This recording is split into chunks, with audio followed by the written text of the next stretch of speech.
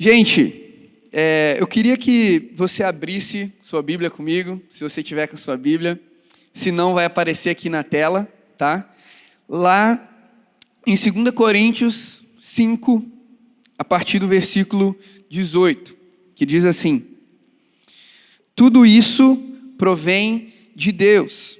Tudo isso que, se você olhar no versículo 17, ele fala que Deus nos fez novas criaturas, né? É aquele versículo famoso, que todas as coisas antigas se passaram e tudo se fez novo.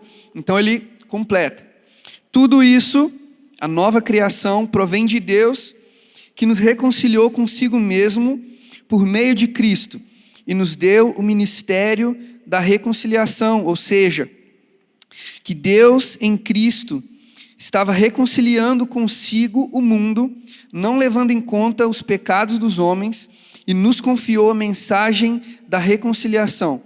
Portanto, somos embaixadores de Cristo, como se Deus estivesse fazendo o seu apelo por nosso intermédio. Por amor a Cristo, suplicamos, reconciliem-se com Deus. Amém. Amém. Gente, você com certeza já passou por isso que eu vou descrever agora, de aprender alguma coisa na escola ou na faculdade, não importa onde seja, você já aprendeu alguma coisa ali na escola que não tem utilidade prática no seu dia a dia, né? Por exemplo, a fórmula de Bhaskara lá para resolver a equação do segundo grau. Hoje em dia ninguém chega e fala, peraí, vou ter que resolver um problema aqui, deixa eu fazer a fórmula de Bhaskara aqui e chegar aqui numa conclusão. Ninguém usa isso, né? Vamos lá, outros exemplos. Movimento retilíneo uniforme lá da física, né, que é o caminho que um corpo percorre, né, com uma velocidade constante. Você está lá dirigindo o seu carro, você não faz, caramba, deixa eu calcular aqui qual que é a velocidade que eu tenho que andar para eu poder percorrer essa distância em tanto tempo. Você não faz esse cálculo, você não usa isso, né? A gente aprende lá sobre mitocôndria, sobre a respiração celular, mas isso não faz ativamente parte da nossa vida. Mas essas são coisas que a gente não usa diariamente, mas elas são bases de coisas que talvez a gente faz naturalmente, sem perceber, né? Você não precisa saber sobre movimento retilíneo uniforme para dirigir o seu carro, mas quando você está dirigindo o seu carro, essa é a teoria, uma das teorias que está por trás desse ato de dirigir o seu carro que você faz inconscientemente. Você pode não saber sobre a respiração celular, sobre a mitocôndria, você não fica pensando sobre isso, mas isso está envolvido no seu dia a dia, porque você está respirando agora, suas células estão respirando. Inconscientemente, isso faz parte do seu dia a dia, isso faz parte da sua vida. Mesmo que você não esteja consciente da teoria que está por trás daquilo.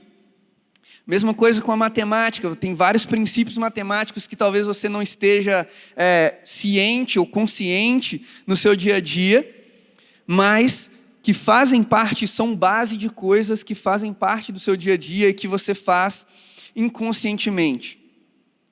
Uma dessas coisas, uma dessas matérias que a gente estuda lá no português, tá? Quando a gente estuda a língua portuguesa ou qualquer outra linguagem, uma dessas matérias é a sintaxe.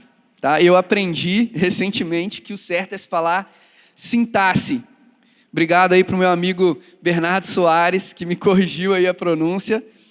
Uma dessas áreas é a sintaxe, e a sintaxe é a área da língua portuguesa especificamente, ou do estudo de línguas em geral, em que a gente estuda o relacionamento entre as palavras para poder montar uma frase, para poder montar uma mensagem, né? E aí a gente aprende que cada palavra ela tem uma função, cada palavra ela tem uma função ali dentro da frase. Dependendo do lugar onde você coloca a mesma palavra, ela pode dar significados diferentes àquela frase. E você pode não estar consciente da sintaxe né, ao longo do seu dia a dia. Você não fica pensando, eu vou falar uma frase aqui, mas espera aí, qual que tem que ser o sujeito, qual que tem que ser o verbo, qual que é o predicado, e esse objeto é direto ou indireto. Você não usa isso, não é consciente disso, mas você usa isso no seu dia a dia, isso é aplicado no seu dia a dia. E na nossa vida, no Evangelho, é algo parecido que acontece. O Evangelho, ele é uma mensagem, o Evangelho é uma boa notícia, o Evangelho é uma mensagem que Deus confiou a nós. E assim como na sintaxe é uma mensagem, então existem funções ali no Evangelho, existem partes, existem componentes que que formam essa mensagem e que talvez a gente não esteja diariamente prestando atenção nesses componentes, mas que dependendo de como a gente aprendeu eles e dependendo de como a gente usa esses elementos, a gente pode dar um sentido diferente à mensagem que a gente está transmitindo. A gente aqui na Nova, a gente acredita que aquilo que você crê impacta a forma como você vive. A gente acredita que primeiro a gente crê em algo e essa crença, ela gera uma maneira de pensar e essa maneira de pensar gera uma atitude. Só que a questão é que quando você está vivendo de uma forma, as pessoas veem a sua vida e elas indiretamente ou diretamente estão recebendo a mensagem na qual você acreditou. Então a mensagem que você acredita impacta a vida que você vive, que vai impactar a forma como você vai transmitir essa mensagem para as outras pessoas. Então, mesmo sem perceber, as pessoas estão lendo em você a mensagem na qual você acredita. Você está transmitindo para elas a mensagem do Evangelho, da forma como você interpreta, da forma como você entende essa mensagem. E aí, pensando nisso, eu comecei a viajar aqui, e pensando na sintaxe, eu comecei a me perguntar, e se o Evangelho fosse uma frase? Se o Evangelho fosse uma frase que a gente fosse estudar aqui como na sintaxe, né? Como que seria essa frase? Quais seriam os componentes dessa frase? Porque é importante que a gente volta e meia, a gente revisite as bases, revisite a mensagem que a gente crê, que a gente entende, para que inconscientemente a gente possa viver essa mensagem da maneira correta. Então, se o Evangelho fosse uma frase, qual que seria a sintaxe do Evangelho? É sobre isso que eu quero falar com vocês. E a estrutura da frase que a gente vai montar é a seguinte, vai aparecer aqui embaixo. A gente vai ter um sujeito do Evangelho, a gente vai ter um verbo do Evangelho, a gente tem o objeto do Evangelho e a gente vai ter o adjunto adverbial do Evangelho. Então, gente, paciência aí comigo, nós vamos voltar um pouquinho lá para a escola, para a aula de português da tia Cotinha, para a gente entender aqui a nossa mensagem do Evangelho. O sujeito é aquele ao redor de quem a frase gira, né? Ela é a palavra principal ali da frase. E geralmente a frase vai caracterizar algo sobre esse sujeito ou vai indicar uma ação desse sujeito. E a ação é indicada no verbo. E existe o objeto da frase, e aqui, para simplificar, no nosso caso, vai ser o alvo dessa ação. Pode manter aí, só para a galera me acompanhar. Vai ser o alvo dessa ação. E o adjunto adverbial é que caracteriza o verbo, dando alguma circunstância, ou indicando como esse verbo, essa ação é tomada, ou o meio pela qual essa ação é tomada. Então, eu queria que a gente conversasse aqui nessa noite sobre a sintaxe do Evangelho, definindo esses componentes. E você vai ver que dependendo do que você coloca em cada um desses blocos, a mensagem que você acredita, que você vai acreditar e vai transmitir para as outras pessoas é diferente. Então, a primeira coisa eu queria falar sobre o sujeito. Qual é o sujeito do Evangelho? Qual é a peça central do Evangelho? Qual que é o agente do Evangelho? Quem é o protagonista do Evangelho? Dependendo de quem você coloca aqui, a sua vida vai ser diferente. A mensagem que você transmite vai ser diferente. Por exemplo, você pode colocar aqui: eu sou o sujeito do Evangelho. Ou seja, eu sou o agente principal, eu sou o protagonista dessa mensagem. Então tudo gira em torno de mim, tudo gira em torno do que eu mereço, tudo gira em torno do que eu não mereço, tudo gira em torno do que eu faço ou do que eu deixo de fazer.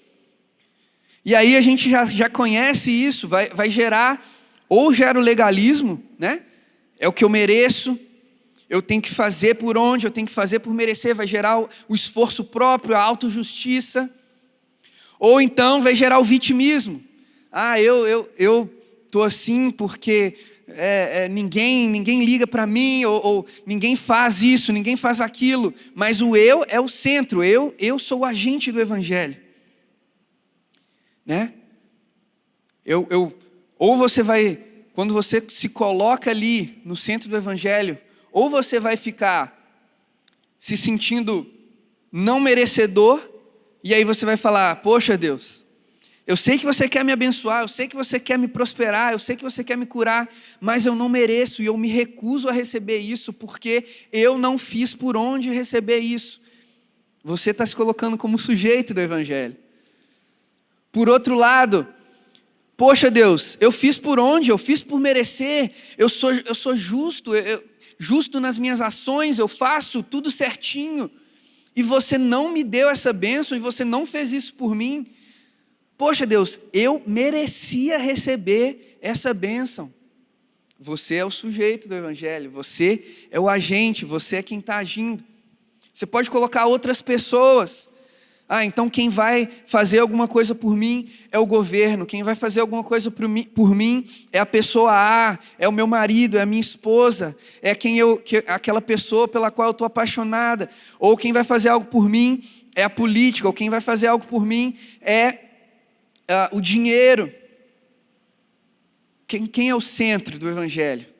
E esse versículo que a gente leu mostra isso para a gente. Ele diz: tudo isso provém de Deus, que em Cristo estava reconciliando o mundo. Em Cristo.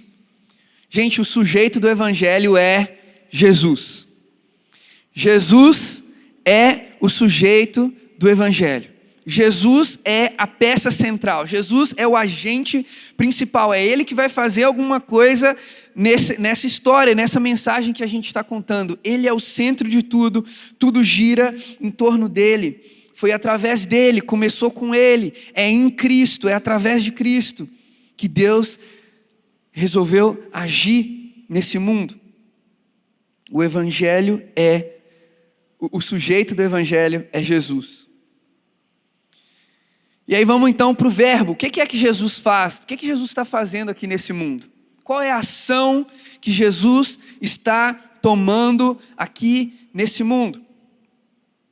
E você pode colocar várias coisas aqui, né? Você pode falar que Jesus veio condenar, ou seja, você pode completar a frase: Jesus condena. E se você acredita nisso, você vai transparecer isso para as outras pessoas. Você vai acreditar que Jesus veio para apontar o dedo, que Jesus veio para dizer que você está fazendo isso, que você está fazendo aquilo, de certo ou de errado. Jesus então é um juiz, Jesus então é alguém que veio para condenar e para punir o mundo. Você pode colocar então que Jesus veio para ser um exemplo. Então Jesus veio aqui só para deixar um exemplo de como a gente deve viver, e de como a gente deve amar as pessoas, e de como a gente deve ser de boa com todo mundo, paz e amor. Jesus é esse exemplo, mas aí Jesus vira para você apenas alguém que você precisa copiar. E de novo volta ali para o seu esforço, você que se vira para copiar e fazer do jeito que ele fez. Ou então a gente chega, olha, não, o importante é amar, é ser legal com as pessoas, porque afinal Jesus veio só deixar o exemplo para a gente. Tem gente que acredita que Jesus veio fundar uma religião.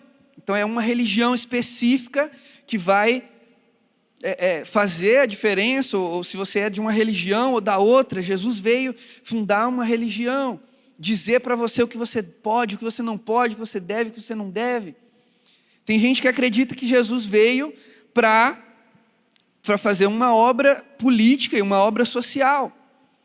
Veio transformar a sociedade. E se você acredita nisso, você vai direcionar todos os seus esforços nessa direção, na direção de militar, na direção de fazer algo para tentar transformar na marra, na força, esse mundo, essa sociedade, que realmente precisa de ser transformada, que realmente tem várias coisas erradas com essa sociedade. Mas quando você acha que Jesus veio como um agente político, como um agente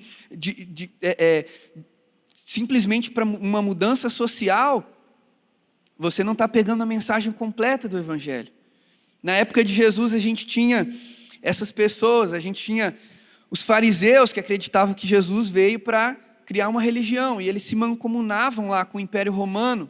Falavam, a gente não se importa com essa mudança, aqui é tranquilo. E aí tinha os zelotes, que eram os caras que, Jesus, eu vim aqui para derrubar, para matar todo mundo, guerrilha, porque eu quero abaixo o Império Romano. Mas os dois estavam completamente diferentes do que Jesus veio fazer. Porque Jesus chega e diz, olha, o meu reino não é desse mundo. Eu não vim para tirar o imperador romano, eu não vim para gerar uma guerra política, uma transformação social simplesmente. Eu vim para solucionar um problema muito mais profundo. Eu vim para salvar. Então o verbo do Evangelho é Jesus salva. O nome de Jesus já diz isso, gente. O nome de Jesus significa Deus salva. Então Jesus ele não veio para condenar. Jesus ele não veio para acusar. Jesus ele não veio para fazer uma mudança política. Jesus não veio para fundar uma religião. Jesus não veio para ditar para você o que você deve ou não fazer, ou ser simplesmente um exemplo. Ele veio para salvar. E o texto que a gente leu diz, salvar a gente de quê? Salvar a gente de um estado de separação de Deus. A Bíblia diz que Deus estava em Cristo reconciliando o mundo, ou seja, trazendo o mundo de volta para perto de Deus. Jesus veio salvar a gente desse estado de separação de Deus. E se Deus é a própria vida, quando a gente está separado de Deus, a gente está morto. A gente está completamente perdido. E não adianta a gente tentar fazer algo pela nossa própria força, porque um morto não pode fazer nada por si mesmo. E aí veio Jesus e nos traz de volta à vida. E a palavra salvação no grego é sotéria, que significa salvação, significa libertação, significa cura, significa plenitude, significa uma vida plena, uma vida completa. Isso é o que Jesus veio fazer por nós, quando Ele nos ligou novamente, quando Ele nos reconciliou com Deus. Então a gente sabe que Jesus veio salvar. Jesus salva. E aí a gente precisa entrar no objeto do Evangelho. Quem é o alvo da salvação de Jesus? Jesus salva quem? E aqui você pode colocar, Jesus salva a mim. Jesus salva o João. E não tem nada de errado nisso, porque sim, Jesus veio salvar você, Jesus veio me salvar, e a salvação é algo pessoal, a gente recebe a nível pessoal, mas quando eu coloco Jesus salva a mim, de novo, eu estou falando que eu sou o centro. Então Jesus veio me curar, Jesus veio me salvar, Jesus veio me prosperar, Jesus veio me libertar. E é eu sempre estou conjugando isso no singular. Ou então eu posso falar, não, Jesus veio salvar outra pessoa, porque eu não mereço. Jesus veio salvar quem merece, quem faz tudo direitinho, esses aí ele veio salvar, mas a mim não. Ou eu posso dizer, Jesus veio salvar um grupo de pessoas, Não sei como, talvez é por causa da religião que eles são, talvez é por causa de um critério que Deus escolheu e selecionou. Mas, cara, esse versículo deixa claro para a gente que que Deus estava em Cristo reconciliando o mundo. Reconciliando o mundo. Então, a frase é: Jesus salva o mundo. Ele não salva um número específico de pessoas. Eu não acredito, não consigo acreditar na expiação limitada, como muitos teólogos resolvem dizer, que Jesus morreu para uns poucos. A Bíblia é clara nisso, gente. Jesus morreu para o mundo. 1 João 2 diz que Jesus morreu pelos pecados não só nossos, mas do mundo inteiro. Jesus morreu pelo mundo, Jesus salva o mundo. E quando a gente entende isso, a gente entende que, cara, não gira em nosso redor. Eu não posso simplesmente chegar e falar: olha, eu estou salvo, eu estou tranquilo, e o mundo que se exploda. E o mundo, estou nem aí para ele. Olha, eu estou curado, graças a Deus eu estou curado. Se as outras pessoas estão enfermas, o problema não é meu. Olha, eu sou próspero, mas se outras pessoas por aí estão passando perrengue aí por causa da pandemia, o problema é delas, porque eu sou próspero. Não, cara, não é sobre você. É Jesus salva o mundo. Então Jesus veio para prosperar essa pessoa que está do seu lado também. Jesus veio para curar essa pessoa que está do seu lado também. Jesus veio para transformar a vida dessa pessoa que está do seu lado também. Ele veio para salvar o mundo. Nunca é no singular. A gente não pode chegar e falar: olha, tudo bem, eu recebi, tá ok, o resto que se vire. Não, porque a gente é um corpo. A gente é um corpo. Então, se um está sofrendo, a gente sofre junto. O Evangelho sempre se conjuga no plural. Quando você vai olhar nas epístolas, sempre vocês estão assentados com Cristo em lugares celestiais. Jesus se fez pobre para que vocês se tornassem ricos. É sempre no plural, nunca é no singular. É para o mundo, é abrangente, é ilimitado. E isso nos leva ao último pedaço do nosso quebra-cabeça, da nossa sintaxe, da nossa frase, que é o adjunto adverbial. Caracteriza aqui como que Jesus salva o mundo. Ou qual é o meio que Jesus usa para salvar o mundo. E aí eu quero completar com você. Jesus salva o mundo através de nós. E o que eu quero dizer com isso? Eu não quero dizer que Jesus depende de nós para salvar o mundo. Ele já completou isso, ele já salvou o mundo. Mas ele depende de nós para espalhar essa notícia para o mundo. E daí que vem a palavra evangelho, que é boa notícia. Qual é a boa notícia? Esse texto fala para a gente que Deus nos fez embaixadores de Cristo.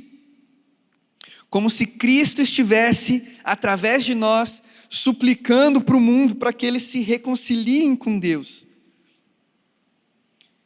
Para que a gente conte para o mundo essa notícia de que Deus não está mais bravo com eles, de que Deus não está irado com eles, de que Deus não tem coisas ruins para eles, para a gente, mas que Deus tem coisas boas, de que Deus nos ama, e de que Deus já providenciou a solução em Cristo Jesus, lá na cruz do Calvário. Ele pagou o preço por nós, e Ele nos libertou do império das trevas e nos trouxe para o reino do seu Filho amado.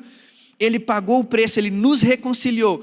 A Bíblia, esse versículo diz: Jesus já estava reconciliando consigo o mundo. Ele já fez o que era necessário ser feito. Ele já pagou o preço que era preciso ser pago.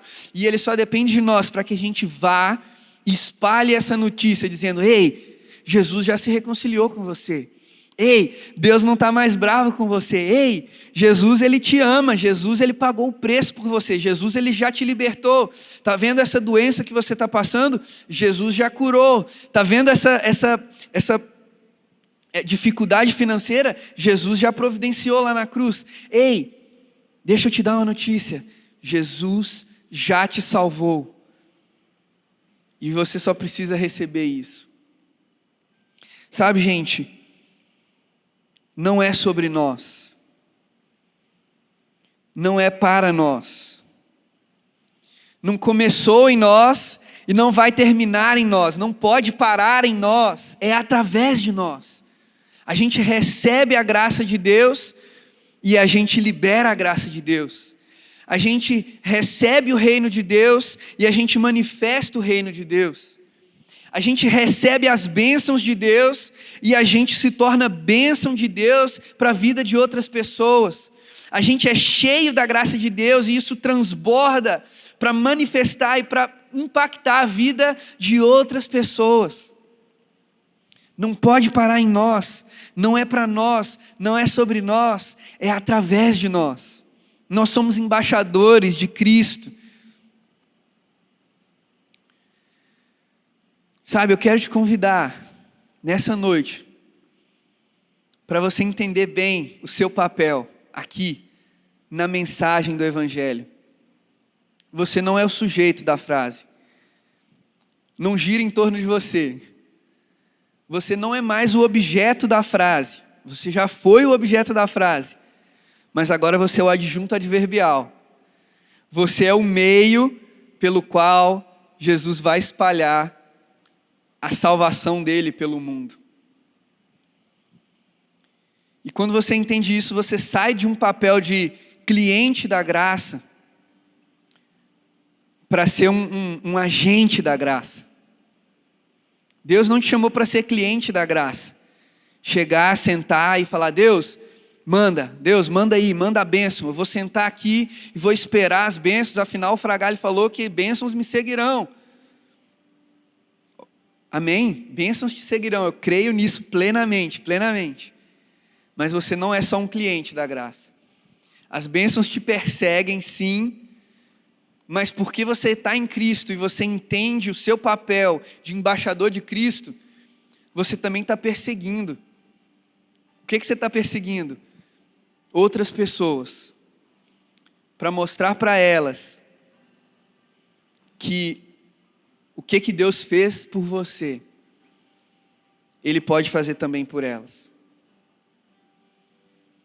E eu não quero colocar uma fórmula, não quero colocar uma regra de como você vai fazer isso. Como eu te disse, assim como você não presta atenção na sintaxe enquanto você está formulando uma frase para conversar com uma pessoa, você não precisa ter regras ou precisa ter fórmulas, você só precisa revisitar as bases e acreditar nessa mensagem. Jesus salva o mundo através de mim, através de nós, através da sua igreja, através da comunidade que Ele colocou aqui na terra para ser os seus representantes. Então, gente, o Evangelho não é eu salvando o mundo pela minha própria força. O Evangelho não é Jesus satisfazendo todas as minhas vontades através das bênçãos. O Evangelho não é um movimento mudando a sociedade através de reformas sociais e políticas. O Evangelho até gera transformação, como eu disse, transformação na sociedade, mas como? Indo lá no fundo, indo na raiz, indo no problema, que é a separação do homem de Deus. E quando isso é resolvido, todo o resto começa a se encaixar. O Evangelho é Jesus salvando o homem e espalhando essa mensagem através de nós, os seus filhos. Amém? Eu quero orar com você, que você possa receber essa palavra, esse desafio de ser agente de transformação, de ser agente de Deus aqui nessa terra. de pegar essa mensagem e não deixar ela parar em você, mas de ser um canal de Deus para transmitir isso para outras pessoas, de ser um canal de Deus para abençoar outras pessoas, assim como Ele te curou. Seja um agente de Deus para curar outras pessoas. Assim como Ele te faz prosperar. Seja um agente de Deus para fazer outras pessoas prosperarem, para suprir as necessidades de outras pessoas. Assim como Ele foi gracioso com você e foi generoso com você, seja generoso com outras pessoas. Por quê, cara? Porque isso é uma resposta natural. É um transbordar da graça.